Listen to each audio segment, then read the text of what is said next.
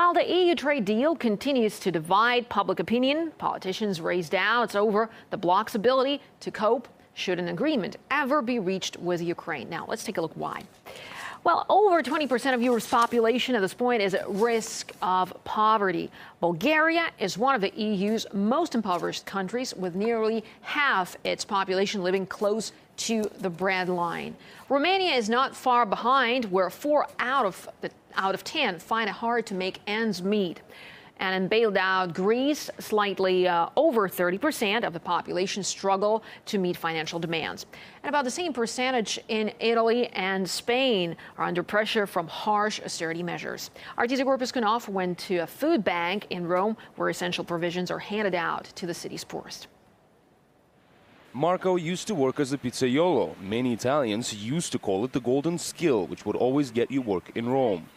But it didn't hold true for Marco. One day he was sacked and has not been hired since. He's been living on the street for about 4 years now and says at 46 he sees little chance of fixing his life. He asked us not to reveal his identity. When you live on the street, survival is what takes up most of your time. Simply getting a shower is a challenge.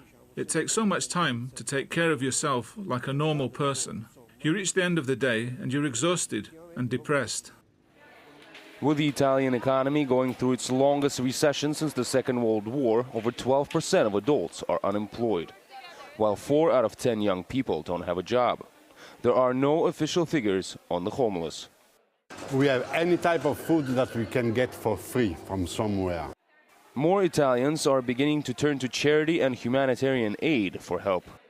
2 years ago, we had about 55% were foreigners and 45% Italian. Today, we have about 65% Italian, 35% foreigners. So it has completely reversed. Everything on these shelves is free, given in exchange for points allocated to low-income families by the global charity network Caritas. Most of the food is near its expiration date, except for specially labeled aid. It's really similar to an ordinary supermarket. You've got bread, pasta, dairy, meat products, vegetables, and so on. But the one thing which really stands out are these packages with signs saying "not for sale," and this is humanitarian aid from the European Union. And altogether, these products make up around a third of all the stuff here. Caritas is now raising the alarm, saying around 1/3 of all Italian children are at risk of poverty and are lacking basic essentials such as protein-rich foods, heating, and clothes. Igor Piskunov, RT, Rome.